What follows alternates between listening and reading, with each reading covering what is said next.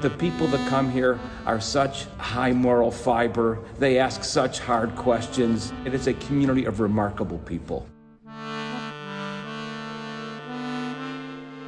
And the beauty of Micah, the specialness of Micah, the strength of Micah is its culture. We're not about the hierarchy, and we're not about people's names, people being recognized for giving money. We're about authenticity and integrity and about the intrinsic meaning and value of what we do and what our community is about. Everyone is not only welcomed, but expected to bring their entire selves, bring your whole self to this community. And there's a little bit of messiness there sometimes. There's a little bit of silliness there sometimes. There is a vibrancy that comes from everyone in the community choosing to be there. How did that community come to be? It happened because, in my opinion, Rabbi Zemmel cared, and he cared consistently, and he attracted people who cared equally about that. So everybody now, I think, feels it's their job to help do this. He taught that synagogue should be about people, not about members. He was interested in growing a community. And for me, that translated in his investment into who I was, who all parts of myself are, and how that shows up in the world. Great rabbis know that they live for their congregants and their congregation. Danny has told me many times, the only thing I'm a real expert in is Temple Micah. And what he wants is a strong, significant Temple Micah that will represent American Judaism for the future.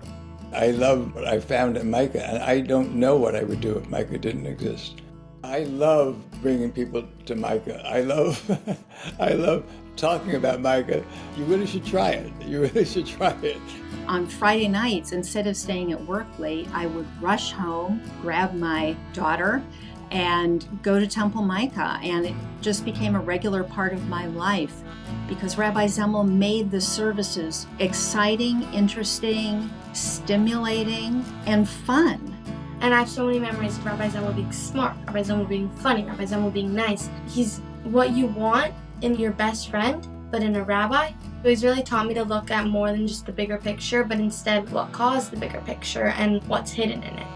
I know so many people, myself included, who he's been there for at really key moments in life, and he does that in his same kind of self-effacing, slightly uncomfortable way that just opens up the space for the rest of us. Space for everyone to ask questions, space for different opinions to be shared, and there is an understanding that this is the right place in our lives to engage in the topics that are hard and very meaningful, and that there's a trust that Rabbi Zemmel will be able to help us find what feels true and what feels right. He has helped Temple Micah be an anchor for many, many hundreds of people. There's a reason why after 9/11, that Friday night Shabbat service was standing room only. We knew that it was Friday. We knew at the very least that we would be able to sing together and pray together and cry together and hold hands and hug each other. And so he provided an anchor, a focus for us to join together. I think that Danny, and now I want to add the whole congregation to this, because of course he is holding all of us, but together made a place for me to be Jewish, for me to find a home, and for me to grow in all the ways that I needed to as an artist and as a Jewish woman. The congregation and the worship and everything about Temple Micah is so integrated with who Rabbi Zemmel is that it's difficult to imagine the place without him. But I do think that all that he's done will stay with who we are and will continue into the future.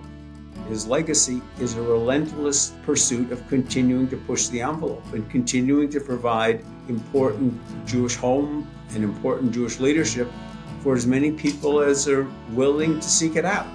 The greatness of what Rabbi Zemmel has managed to accomplish is due to his relationships with his lay people, and therefore they will pass along what we might call his legacy, but more appropriately it's their legacy, and that will be lasting.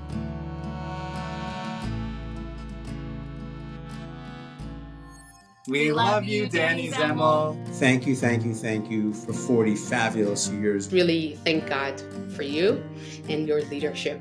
You more than deserve the years that are yet ahead of you. Mazel tov, Danny. Danny, congratulations. Thanks, my friend. And I just hope that you relish life with Louise and your family and grandkids because you deserve it. Thank you for everything. I can't wait to see what you do next.